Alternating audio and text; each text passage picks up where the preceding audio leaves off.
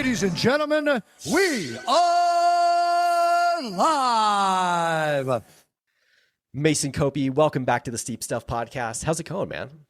Hello. Thank you so much for having me back on. I'm excited to be here. Things have been going really well for me recently.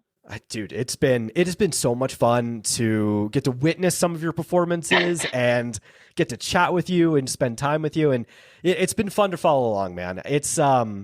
It's been just an amazing year for you. Like, you have truly become, and I don't say this lightly, like, you've become one of the best like sub ultra mountain runners on the planet, which is so cool to say that I know you. It's kind of cool.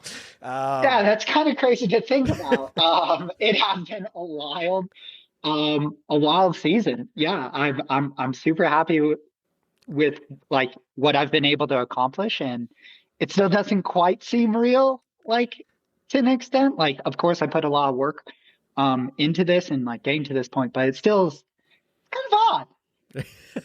Do you have imposter syndrome at all? Like, I know, like, last year you won a few races. Like, you won, obviously, Circuit, or what was it, Cirque Alta and a few others. But like this year, like, when you shoot, you haven't really missed much. How does that, like, do you have imposter syndrome now that you're doing the damn thing? Like, how does that feel? Yeah, it's kind of a weird balance of that. Like, I think I do have like imposter syndrome, to the sense of like, I think it would make me very uncomfortable to say I'm one of the best in the world. And even like to like articulate that and to like mention that. And if you were to bring up other like really good world leading athletes, I would feel uncomfortable putting my name in that conversation, even though I may, like, based off of my results, not be too far off.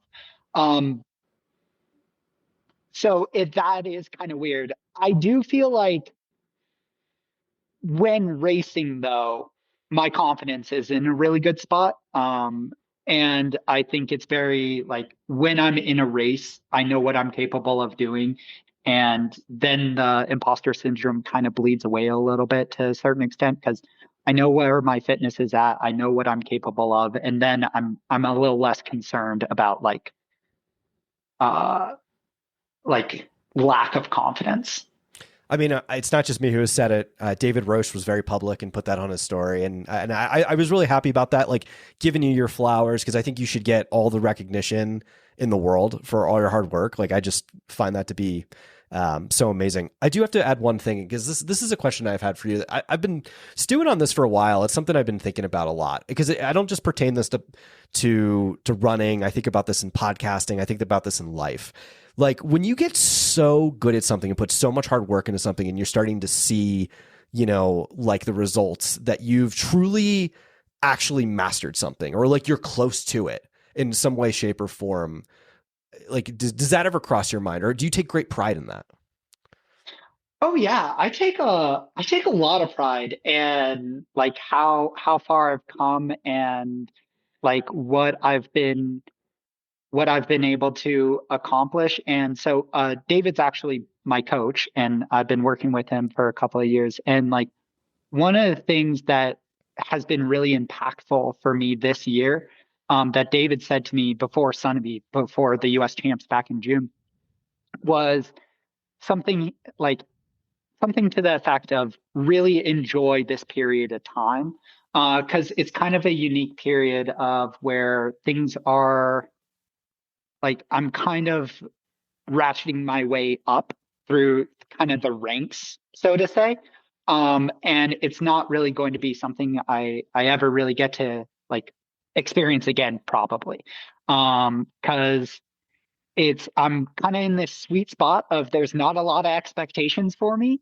But also, like, things are going really well. And so I've been trying to stay really present, of enjoying the process and enjoying that, and enjoying where I am at the moment. Going back to the imposter syndrome, like, there's always going to be that thing in the back of that nagging thing in the back of my head that says, oh, I could be better at this. Oh, I could be better at that.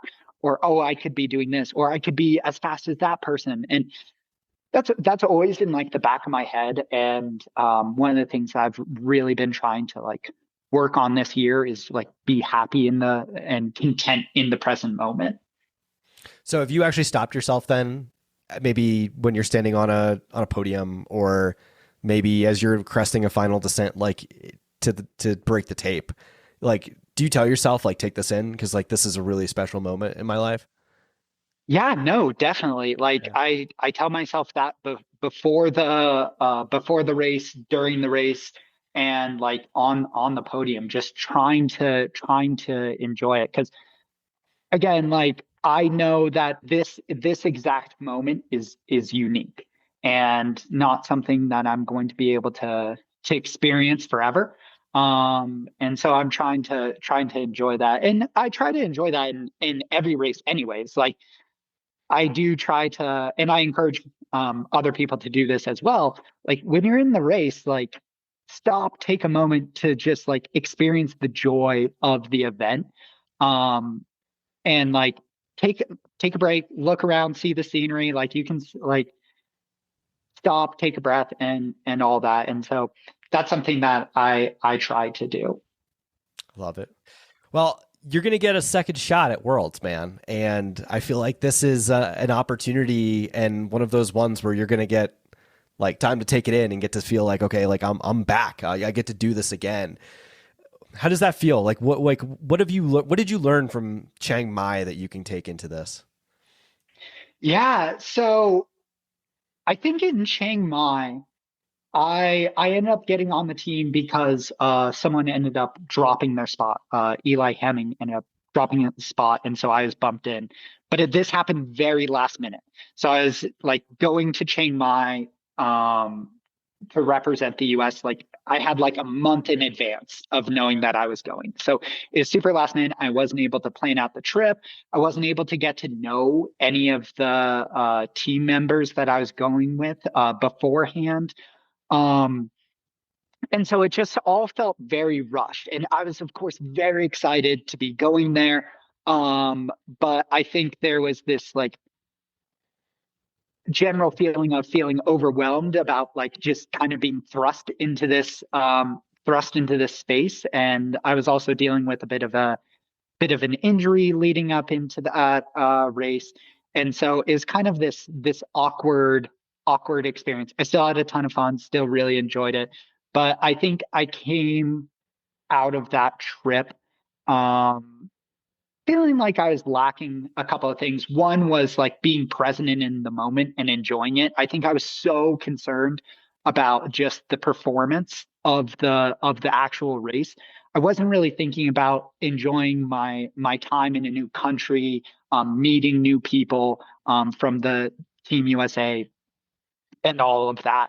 And that's something that is really cool about this trip and getting to do it again. So one, really excited to explore Spain and see Spain. I've never been there before. I've never been to Europe before. So that's really exciting. Oh, really? Oh, wow. Okay. Yeah. Okay. All Yeah, right. so this will be my first time in Europe, so I'm really excited for that. And just to experience that. I'm getting out there a little bit early. I'm gonna fly out on Sunday, so I'll have a bit of extra time to just kind of explore, and get to know the area and enjoy all that.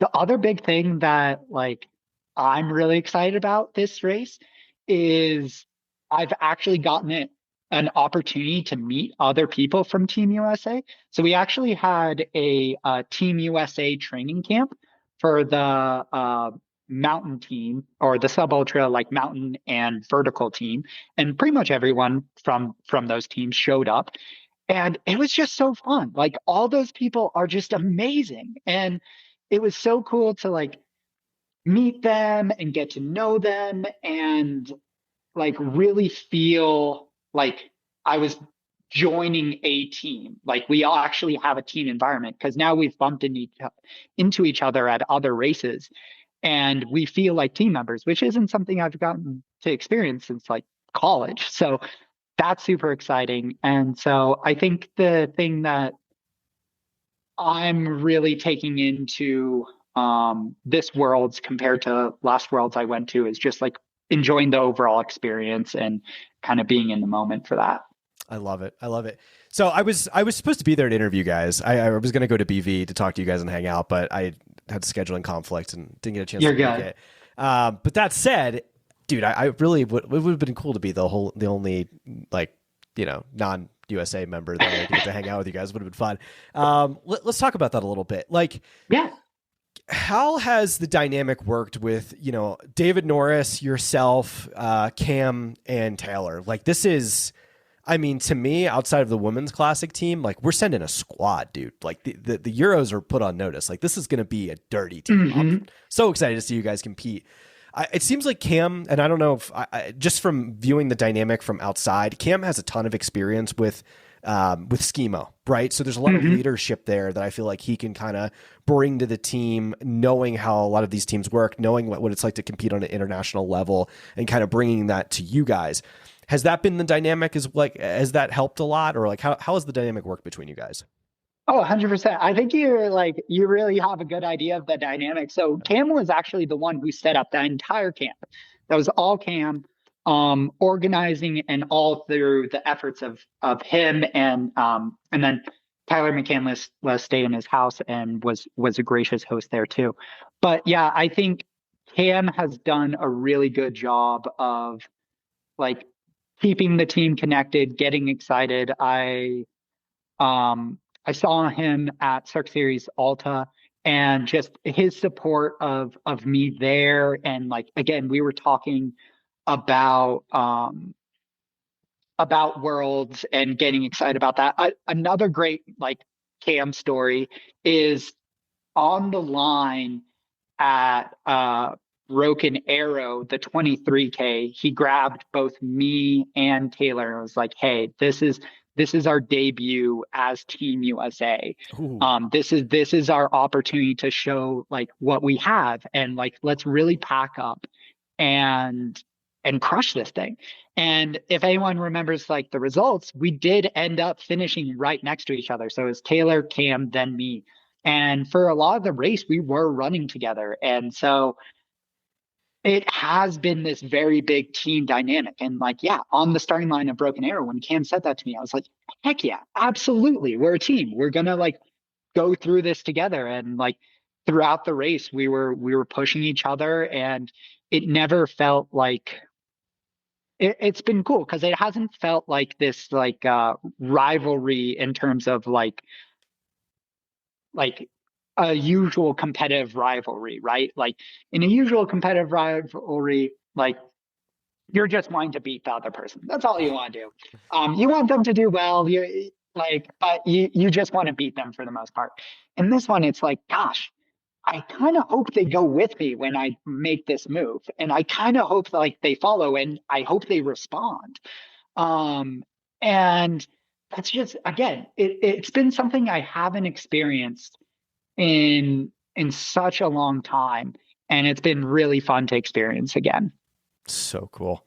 Oh man, I'm like I said, I feel like we're sending the dream team between all the teams that we're sending. It's gonna be amazing.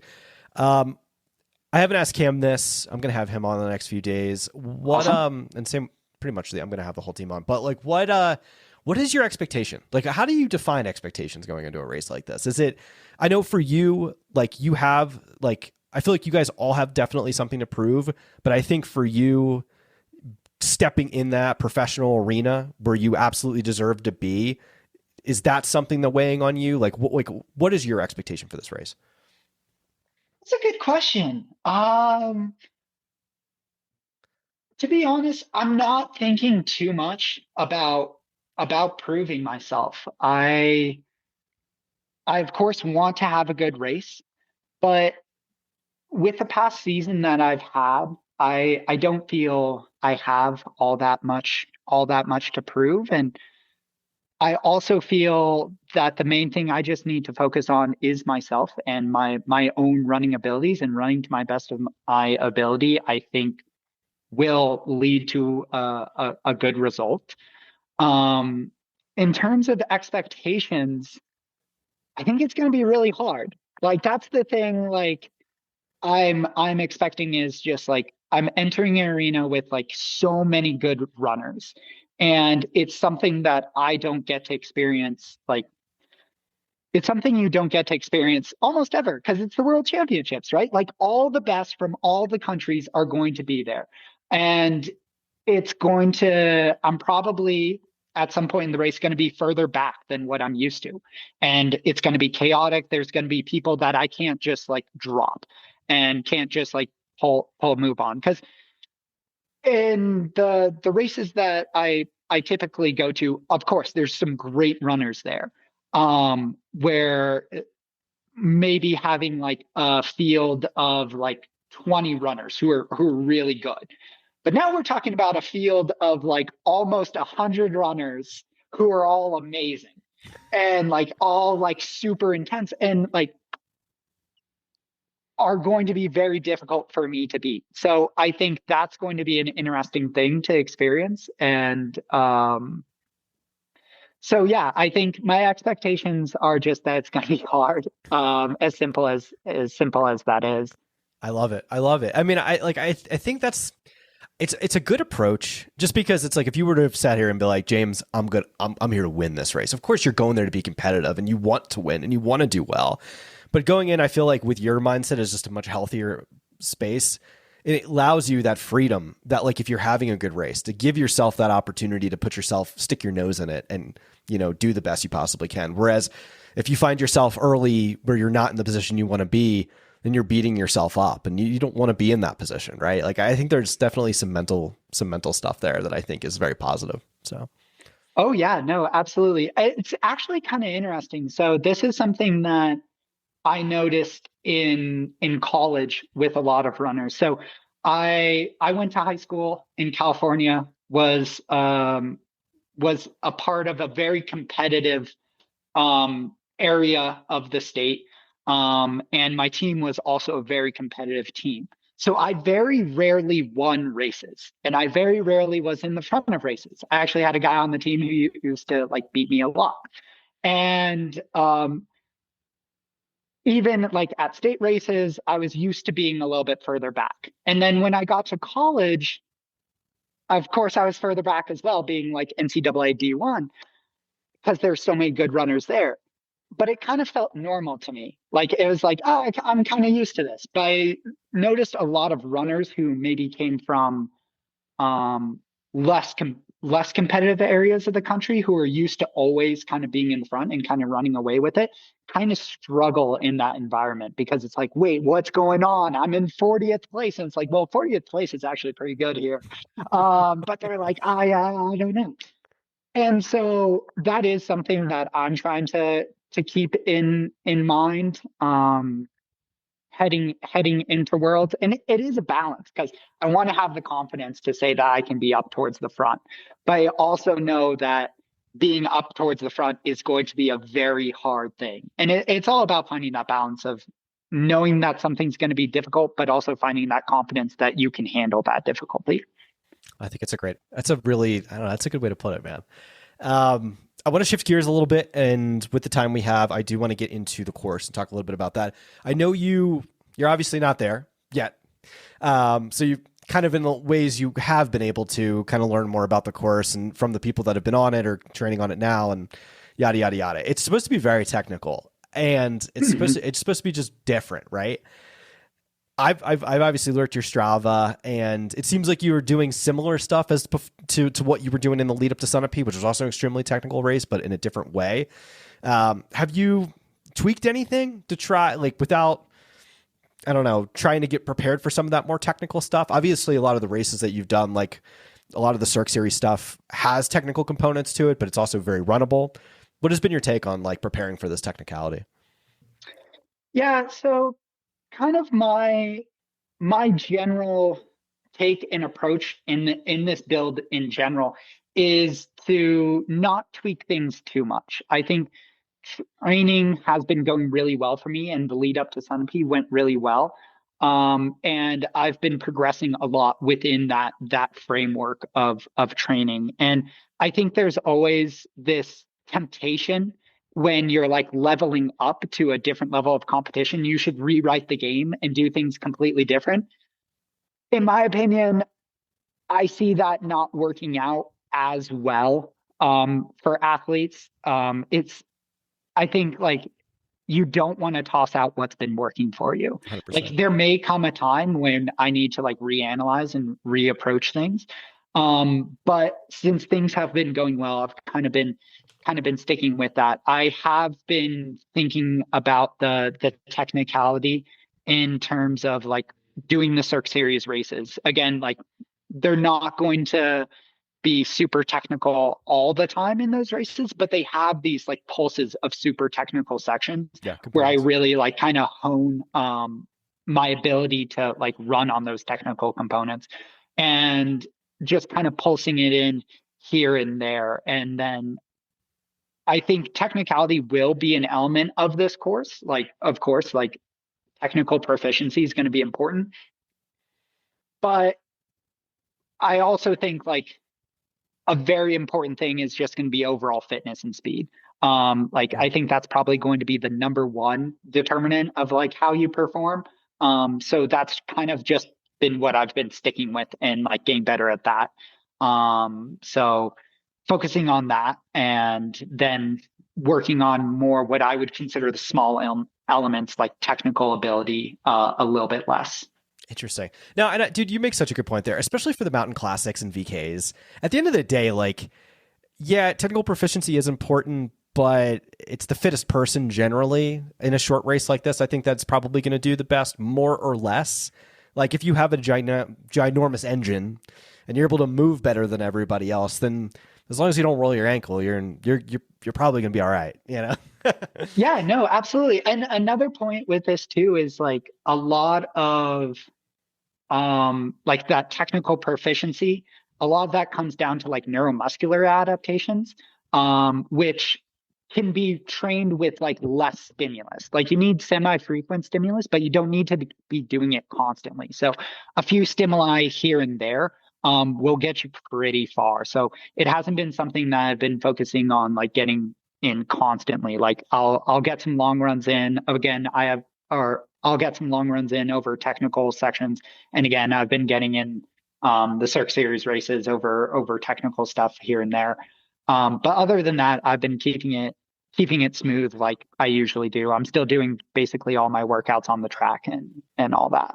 I love it. One more thing, training related, kind of blends in with Sunapee. That was a 2-looped course. Did you do anything particular, like special in the lead up to that to prepare, like for that? I don't know, for the kind of the muscular pounding of up down, like in 2 loops. And did you apply the? I would assume you applied the same thing for this as well. Yeah, yeah. So I think with that is like basically the thing to practice is like a hard downhill followed by another like uphill and a climb. Again, like the Cirque Series races weren't necessarily 100% perfect for that. Um, but a lot of them do have uphills after a steep downhill that you still kind of have to pick up. And then also, one thing that I've been doing is after the Cirque Series races, I'll usually get a lengthier cool down in back up the mountain. Saw that. Yeah, Dude, no, after so Targi, I was like, what the fuck? Like, you just ran like 2,000 more feet after. Like, I was like, man, all right, all right. so the idea there is, of course, in the Cirque Series races, I'm sprinting down those downhills towards the finish. So I'm blasting my legs just like I'll be doing in this race, and then for a cool down because I want to get a little bit more volume on those Cirque Series days to kind of make it equivalent to a long run. I'll just run back up the mountain on tired, fatigued legs at an easier effort. So everyone's clear. Like I'm not like magical and can just belt up another hill repeat after a race. I just add an easier effort again, just get the legs used to climbing again after bombing a descent. And so that's kind of the strategy I've been implementing here. Sunapee, I actually wasn't able to do all that much because it was so like snowy and stuff. And just wasn't able to like I didn't have any trail races leading up to it. And so I've actually gotten a little bit more here this like now. So I guess that would be one thing I've changed in training. Interesting. Very, very cool. All right, last question. What would it mean to you with this team to medal? Oh gosh.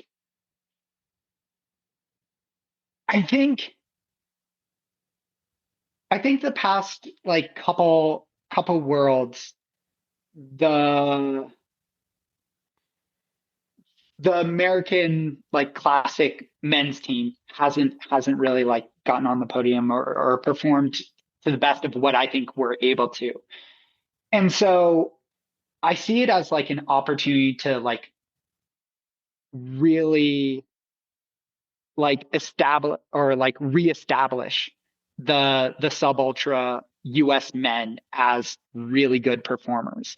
And I think this space is really dominated a lot by other countries and countries outside the US, and the US isn't necessarily looked to as a dominant force in the sub ultra space. And so I think it would mean like this rearrival of US sub ultra running and really putting the whole sub ultra scene in the US on the map. Not just like internationally, but in the US as well. I'm hoping it would give us like a little bit more street cred, because I feel like we're kind of the little brothers of the trail running world. All right. This isn't my opinion. This is how I feel we are treated in the media and in just the overall talking of trail running. I don't think that's true. Of course, I really like sub ultra running because that's what I do and that's what I think is cool. But I think this is an opportunity to really show what we're capable of. Yeah. No, I think you're right. I think this is an opportunity to rewrite the entire narrative. And I think that from the media that I've consumed pre-race, at least internationally, not that there's a ton out there yet, but I don't think people really realize the squad that we're sending, dude. Like that's all. Yeah, I don't think so either. I don't think they get it. But they're gonna find out. So, you know what, Mason? Wishing you the best of luck. I hope you have the day you absolutely deserve out there in an amazing race, and I hope it's a special day for you. And yeah, man. Hopefully definitely we'll catch up after. So we'll be in touch, man. All right, sounds great. Thank you so much. Thanks, Mason.